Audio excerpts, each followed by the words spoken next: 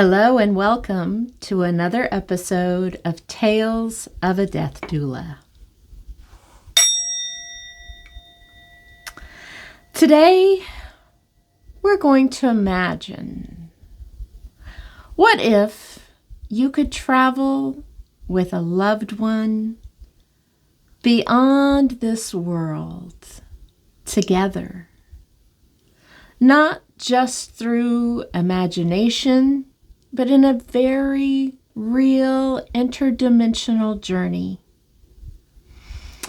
Today, we're going to talk about two extraordinary phenomena. One of shared death experiences, and the other of astral projections. And we're going to discuss why I believe that both of these phenomena are connected through one very powerful force, and that is through the heart. So welcome to another Tale of a Death Doula. My name is Martha, and I am a certified death doula. And what that means is that I help people at their end of life planning, making their arrangements, helping coach the family members through the dying process, and providing any comfort at that end of life to make it an easy transition for the dying individual, but also to help make it a beautiful experience for all, facilitating in rituals, sitting bedside, offering comfort and spiritual guidance, and making for a peaceful environment. As a death doula, I am a student of death, and I have learned so much about how to live a better life by studying death. In this episode of talking about the strange phenomenon of shared death experiences and astral projections, I'm going to set an intention that this is not just about the mystery of all of these things, but it's about the heart. It's about love. It's about connection and healing. So let's get into it. What is a shared death experience? A shared death experience, also called an SDE, shared death experience, it's when a loved one, a caregiver, or even somebody who's not physically present at the time of death can share in aspects of the dying person's transition. This happened to me. In these episodes of Tales of a Death Doula, I talk about my own personal journey in learning about death and dying. And when my father passed away, I was there in the emergency room with him. And it was a very mystical experience that he and I had in his end-of-life process. Let me tell you the story. My father had Alzheimer's, and during the COVID epidemic, when I was not able to go into the retirement center where he was living, he had a massive heart attack and was rushed to the emergency room. This turned out to be a blessing in disguise because it meant that I could then go and be with him and go into the emergency room and be with him. He was unconscious when I got there and only became conscious for maybe a minute or two right before he began actively dying. When he became conscious, he looked at me with fear in his eyes. And I immediately got right up into his face and said, "No, no, Daddy, I don't want you to be afraid. You're going to go see Jesus. This is what you've been living your whole life just for this moment. This is the moment, the epic moment, when you're going to go back home and you're going to get to go see Jesus." And I said, "Daddy, I don't want you to be afraid. I'll go with you. I'll go with you." And I laid one hand on his heart, and I placed one hand on his forehead with my thumb like this on his third eye. And I was just holding him there, and he lost consciousness again. And I started to pray. And I just went into kind of almost a deep meditation. And I started to pray, and I was connecting my heart with his heart. And I was talking to him telepathically. And it felt like he was understanding me.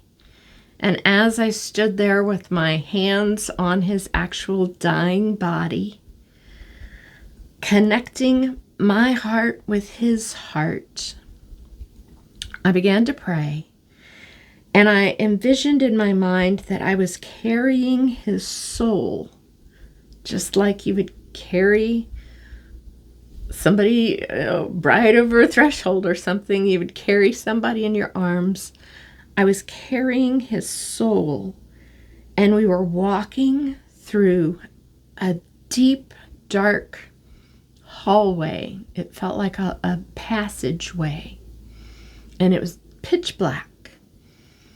And I was carrying him, and the only light was coming from our hearts that were connected. We were kind of shining our own light as we were walking through this deep, dark hallway.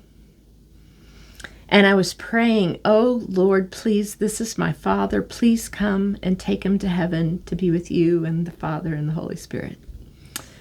Please, Lord, come and bring my father to heaven to be with you in the Holy Trinity. Please, Lord, this is my father. Please come and take him to heaven to be with you and the Father and the Holy Spirit." I prayed this 3 times in this deep meditation where I was visualizing carrying his soul through this passageway. The next instance that I know of, I was back in the emergency room. I opened my eyes, but I wasn't in the emergency room 100%, because through the emergency room wall came Jesus and several smaller people. I don't know how to describe them. They were people, but they weren't human people. I don't know how to describe it. They were very small, and they were helpers, and they were taking my father's soul and putting his soul on a stretcher, and Jesus was standing over him with Jesus now had his hand on my father's heart. In reality, I was standing still holding on to my father in the emergency room, but in this interdimensional kind of journey, Jesus now had his hand on my father's heart, and I was talking to Jesus, and I said, "This is Jerry Reynolds," is my father's name, and he's, been devoted to you his entire life. He's been a professor at a Baptist university and helped so many students, and he was a missionary in Japan, and he was, he's done so many, a deacon in the church. He's devoted his entire life to you. And Jesus looked at me and he said, "I know. I've got him. Martha, I've got him." And I said, "Okay." And the last thing I said to Daddy as they were carting him off through the wall was, "Trust God, trust God." And as they were disappearing through the wall in this interdimensional hypnotic kind of experience, Jesus turned and looked at me. He was walking through the wall, and he turned and he looked at me, and he gave me a little head nod. And then they were gone. And then I was really fully back realizing that my hands were still on my father's now dead body. And the emergency crew all ran in and started, the doctors were there to pronounce him dead. And I had no idea what had just happened. It felt very surreal, and I couldn't believe that this felt real, what had happened. And it's not until years later that I heard the term a shared death experience. And I believe that this is what happened with me and my father that day, that we were connected through our hearts. We were very close in his final years. And I had made a conscious effort to connect with him in his dying process so that he wouldn't be afraid and so that I could help him through that transition. And that was my beautiful, beautiful shared death experience with my father that I had no idea was a real thing, that other people had these phenomenon before. I will tell you that there are studies about these kinds of experiences and books written. William Peters' At Heaven's Door is a book all about these kind of shared death experiences. There are studies going on with the Heart Math Institute about how people will have these kind of phenomenon of visually or auditory experiences of seeing or hearing what the dying person is experiencing as they transition. It's just amazing, and it's beyond anything that I could try to really fully describe. Another phenomenon that I want to talk about that I believe is related is astral projection. And astral projection is when you have a conscious out-of-body travel and you go to realms beyond the physical. People can induce astral projection, whereas shared death experiences happen spontaneously just between two people who love each other and their hearts are connected. It happens spontaneously at the time of death. But in astral projection, swamis and gurus and many people throughout the ages have described of purposefully creating an astral projection through meditation, through lucid dreaming, conscious lucid dreaming, and through sleep paralysis. And it's something that when you are studying these kinds of things, you can set an intention to have a lucid dream and get yourself in a meditative state so that you can prepare yourself to consciously leave your body and be aware of what is happening in your dream state. Astral projections will often be traveling through the cosmos, through the universe. I have had 2 experiences of astral projection that I know of that I can talk about. One of them happened to me when I was seeing an intuitive healer who was kind of like a guru, who was very mystical and very powerful Reiki healer. And I had gotten very close with him and was kind of studying with him teaching me how to do the Reiki healing.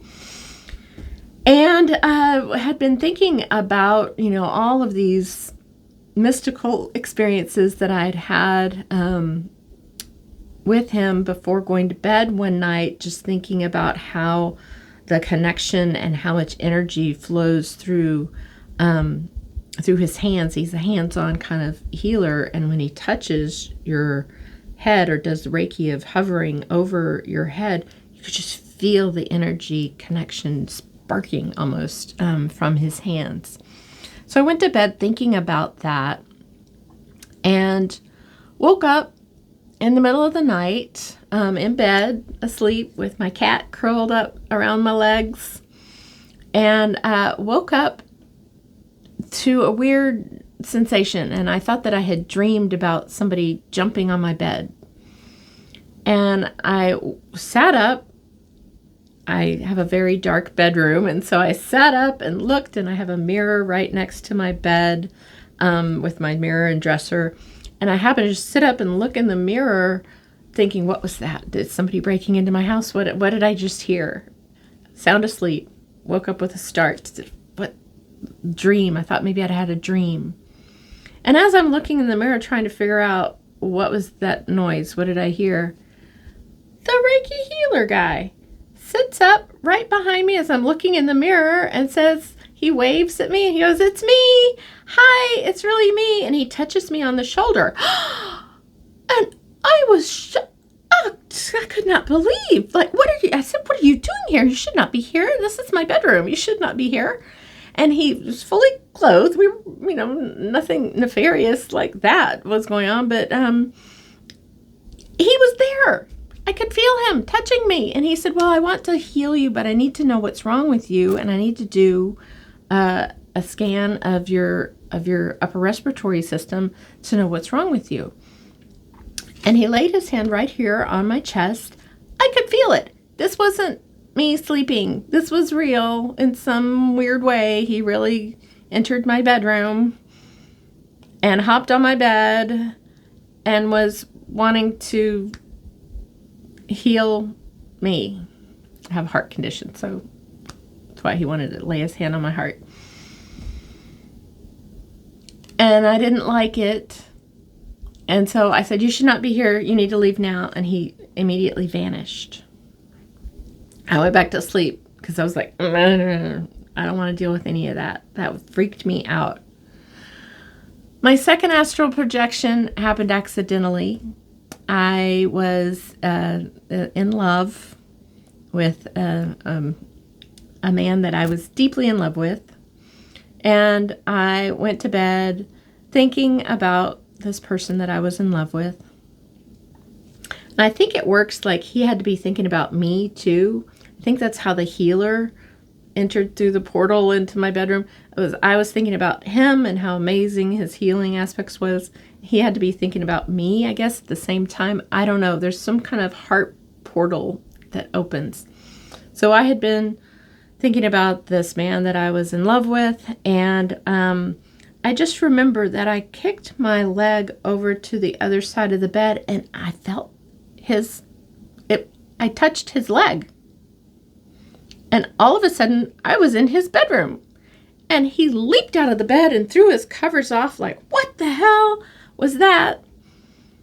And then I suddenly was back in my bedroom going, "What just happened? Did I somehow connect?" And it was freaky. So astral projection is much more difficult to explain and to study, but there are several people studying this phenomenon right now, and there's a lot of research about how astral projection is real. The CIA has studied it for many years, and there are just a lot of studies that say that this is actually real, that you really can connect through the heart with another person, and it creates some kind of interdimensional portal where you wind up actually physically connecting on some sort of interdimensional level with the other person. It's very similar to me to the shared death experience, because I believe that all of these connections are done from a place of love, from the energy of the heart. The heart math research talks about the heart-brain coherence. And when you set an intention and actively think about the energy of your heart connecting with a loved one's heart, that creates an energy connection. Your heart is your largest energy center in your body. They've studied all the research about your energy centers and how your heart has its own little magnetic sphere of influence of energy that comes out. It's the largest energy center that projects energy out of your body. And when you connect that energy with somebody who loves you and who is receptive to connect with your energy, it creates some sort of portal. And that is how I believe these two phenomenon happen. It's an interdimensional doorway. It's like using your heart as a bridge to connect with another. Physically, your love attunes to someone else's heart and will allow you to be in that experience with them, whether it be in a shared death experience at the time of death or on an astral projection journey with that other person. You can really be there with them. Love, it's all through love. It's all through the power of love. These two experiences usually only happen when two people have great love for one another. One person is receiving and one person is giving, and these two connect together through great love. It's not just an emotion, it's a frequency. When we join our hearts, we join our journeys. Isn't that exciting? I find it fascinating. This is so connected to the healing aspect of the journey. When you heal another through Reiki or through laying hands on another, you are connecting your heart to their heart to find exactly what's wrong with the person's inner bodily functions and or emotional regulations and or energy centers. You're kind of like doing a body scan of the person. And it all starts with connecting your heart to their heart and connecting, opening that energy bridge so that you can flow energy to the exact spot that has the ailment or to the exact energy area that has the emotional distress. This is how healers heal. This is how Reiki works. This is how all love, using love as a healing frequency. And this is, again, it's all related to shared death experiences and astral projections. Let's do a little practice that the Heart Math Institute has, this mind-heart connection, how to get into your heart's frequency. It's a brief meditation, and let's do this little heart journey. We're going to take a little heart journey together. So, let's begin. I'm going to tap our little bell to get us into a meditative state. Let's close your eyes and place your hand on your heart. We're going to breathe into a space of love and connection as you think of somebody that you share love with, great love. It can be a family member, it can be a lover, it can be a friend, it can be a teacher, somebody that you have a deep heart connection with. And you're going to imagine that your heart is radiating energy out to touch that loved one's heart. And imagine in your mind, as you're meditating, that your heart is sharing a bridge, bridging to the other loved one's heart. Think of their actual heart, the actual organ of the heart beating in your chest. As you feel your heart beating, you are connecting directly with your loved one's beating heart. And as you begin to see this in your mind's eye, as you feel your heart beating and you're making this visual connection with the other person's heart, you're going to set an intention of being joined by love beyond time and space, to have a moment together.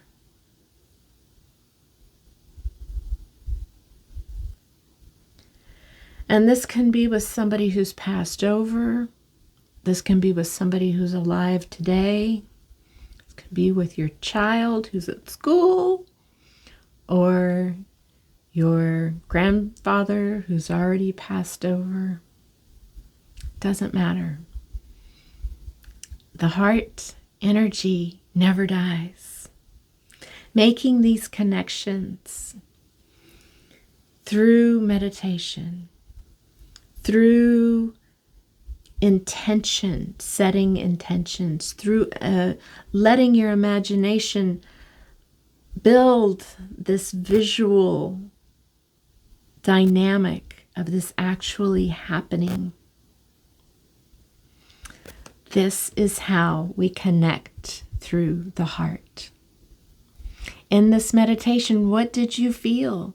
Could you feel the actual energetic connection with your loved one? I did. I just connected with my mother who passed away. And I could feel the heart energy that I was sending to her, but that she was also sending back to me.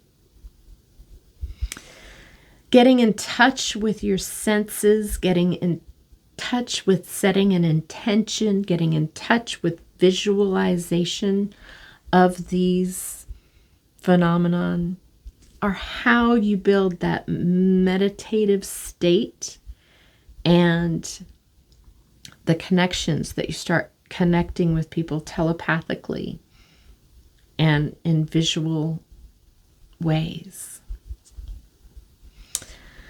So in the shared death experiences and in astral projections, they're both doorways, they're both portals into the same mystery, that love is a bridge between worlds.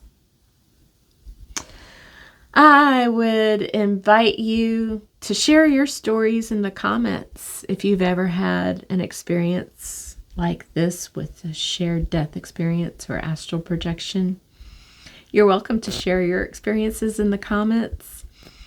Next time, we'll explore some synchronicities, like using synchronicities in your daily life as little breadcrumbs for your soul to pick up on the notions that your spirit guides are whispering to you all the time that show up as synchronicities. Stay tuned for next time. If you have enjoyed today's tale of a death doula, please like or subscribe to this video, and thank you for joining me on this journey today.